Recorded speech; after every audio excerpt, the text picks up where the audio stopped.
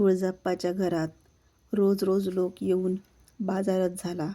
सिद्धांना या बाजारात त्यांच्या स्वतंत्र वृत्तीला तिथे राहावं असं वाटलं नाही. हा पिंजरा मला नको, उडणाऱ्या पक्षाला बंधनात ठेवल्यासारखं झालं. आता मी इथून जाऊ इच्छितो असं म्हटल्यावर त्या तुळजाप्पाने अवधूताच्या आज्ञेला अनुमती देत त्यांना जाऊ दिलं. सिद्ध पहिल्या जागेवर आले. तिथे विजापूरला सिद्धांची ज्ञानस्थिती माहीत झाली म्हणून ते असल्या ठिकाणीच लोक येत होते. सगळ्या जातीच्या सगळ्या अधिकाराच्या लोकांनी त्यांच्या दर्शनाचा लाभ घेतला. नंतर सिद्ध विजापूर सोडून निघाले. सिद्धापूरला आले. गावाबाहेर वडाचं झाड होतं. त्या झाडाखाली घोळक्या घोळक्यात लोक बसलेले होते. काही लोक उभे होते. कोणत्या तरी विचारात मग्न असल्यासारखे ते सगळे दिसत होते. सिद्धांनी त्यांच्यातील एकाला विचारलं, काय झालं?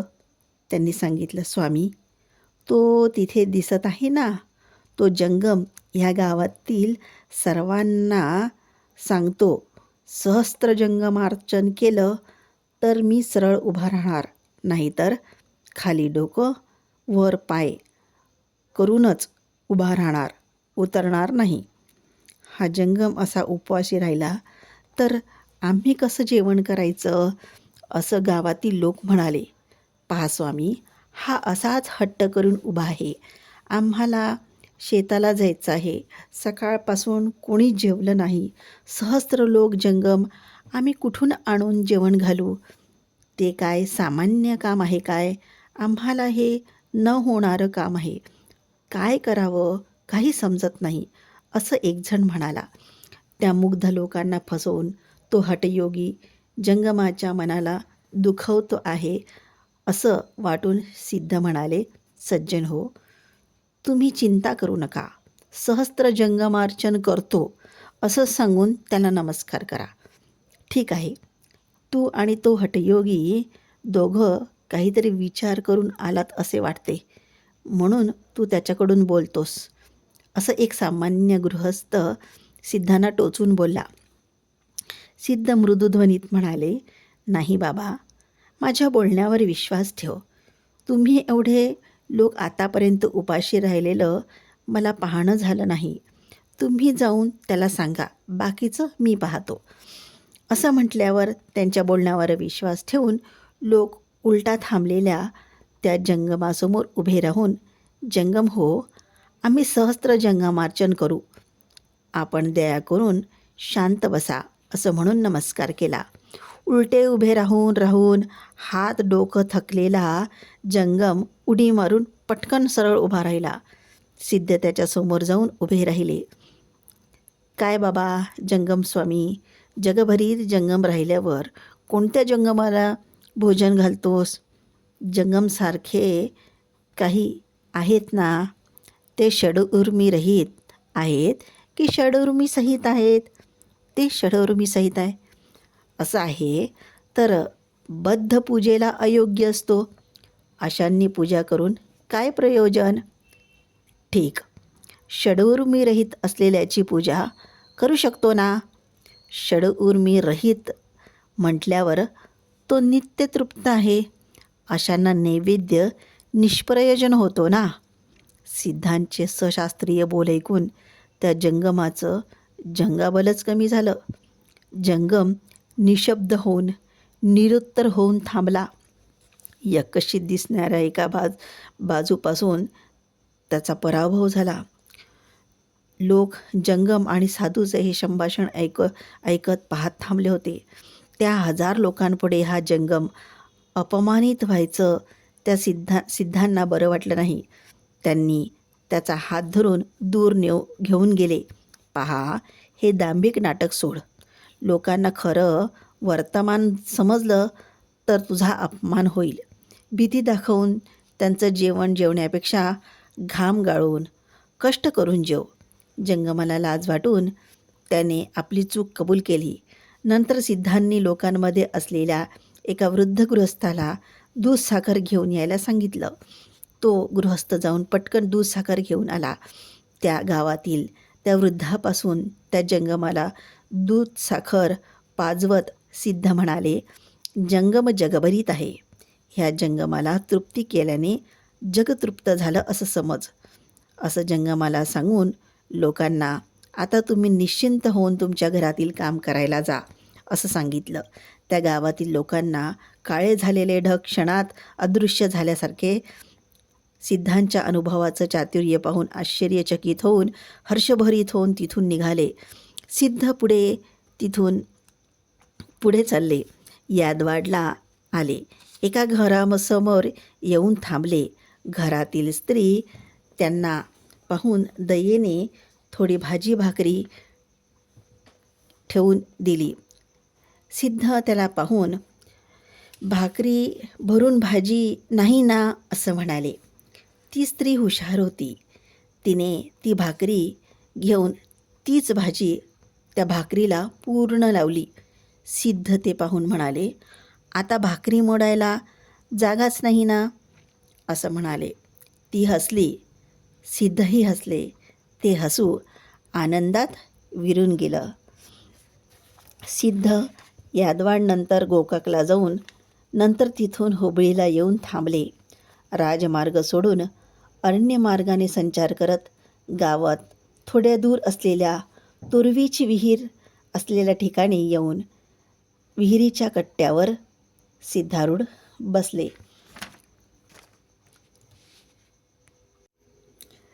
सिद्धारूढ हुबळीला आले. इथपर्यंत ही जी कथा आहे, ही कथा जे सद्भक्त हे सिद्धारूढ स्वामीजींच्या लीला म्हणजे सिद्धारूढ स्वामीजींचं जीवनचरित्र ऐकत आहात, त्यांना मी सांगू इच्छिते की हे सिद्धारूढ स्वामीजींचं जीवनचरित्र मी आपल्या मनाने किंवा कल्पनेने सांगत नाही आहे. हे चरित्र मी वेगवेगळ्या पुस्तकातून म्हणजेच कन्नड पुस्तक सिद्ध महिमांबुधी आणि कन्नड पुस्तक बयल अतिथी ह्या पुस्तकातून मराठीमध्ये भाषांतर करून भक्तांपर्यंत पोचविण्याचा एक छोटासा प्रयत्न मी करत आहे. कन्नड साहित्यामध्ये सिद्धारूढांच्या जीवनचरित्रावर अनेक पुस्तकं मिळतील, परंतु मराठीमध्ये सिद्धारूढ कथामृत ही सिद्धारूढांची पोथी सोडली तर दुसरे पुस्तक नाही. म्हणून सर्व भक्तांना विनंती करते की ही मी माझ्या मताने सांगत नाही आहेत. पुस्तकात लिहिलं आहे तेच मी भक्तांपर्यंत पोचविण्याचा प्रयत्न करत आहे. त्यामुळे माझ्या या छोट्या प्रयत्नाला सर्वांनी प्रतिसाद द्यावा, जास्तीत जास्त लोकांपर्यंत पोचवावं. सिद्धारूढ स्वामी हुबळीला आलेत. आता पुढची कथा जी आहे ती सिद्धारूढ स्वामी हुबळीला आले. जणू काही त्या विहिरीच्या कट्ट्याने सिद्धांना बोलवून आपल्या मांडीवर बसवलं. फिरून फिरून जेव्हा ते कट्ट्यावर बसले तेव्हा त्यांच्या डोक्यावरचा भार खाली ठेवल्यासारखं झालं.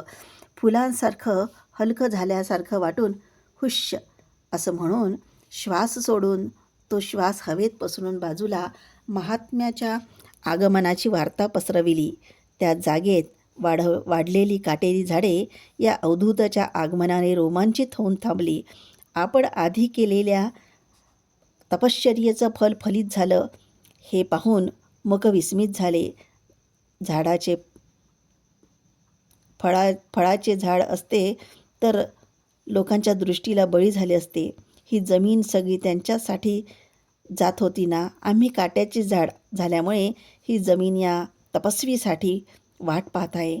आता आमची इच्छा पूर्ण झाली. त्याचे पादस्पर्श झालेले आम्ही धन्य झालो. आता आमच्या जन्ममरणाचा प्रश्नच नाही. आता आम्ही निष्कंटक झालो. अचल होऊन थांबलेल्या त्या काट्याच्या झाडांच्या संगोष्टी सिद्धांच्या भावनामय डोळ्यांना दिसून आल्या की काय, सिद्ध गालातच हसले.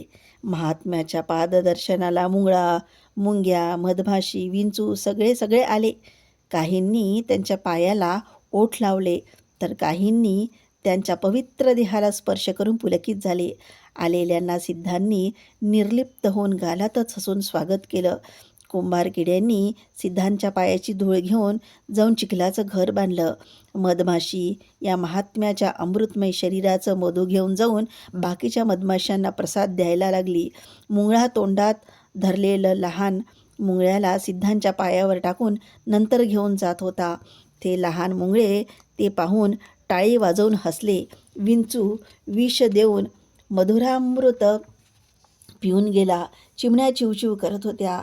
सिद्धांच्या डोळ्याला या अरण्याच्या अंधारात प्रकाशाचा किरण दिसला. भारताच्या कानाकोपऱ्यातून कोणत्या जमिनीत विपुल ब्रह्मतेज प्रकृतीत दिसलं नाही. इथं प्रत्यक्ष दिसलेलं पाहून मुख विस्मित झाले.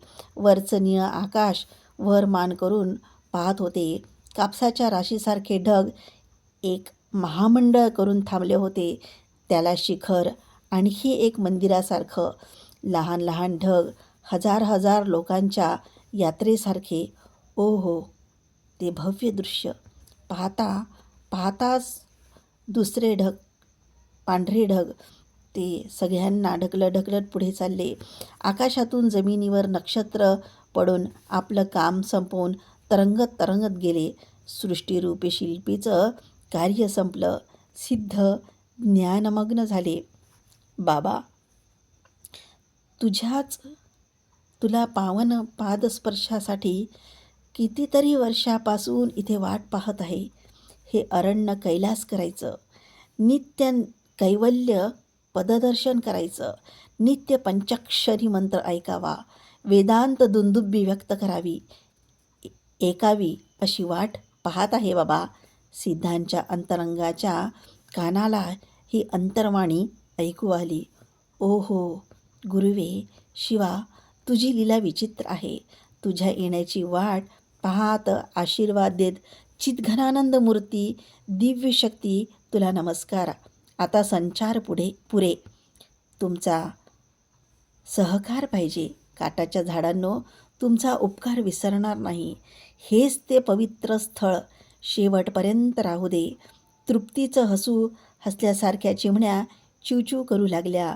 झाडाझुडपांनी हात हलवून स्वागत केल्यासारखं वाटलं.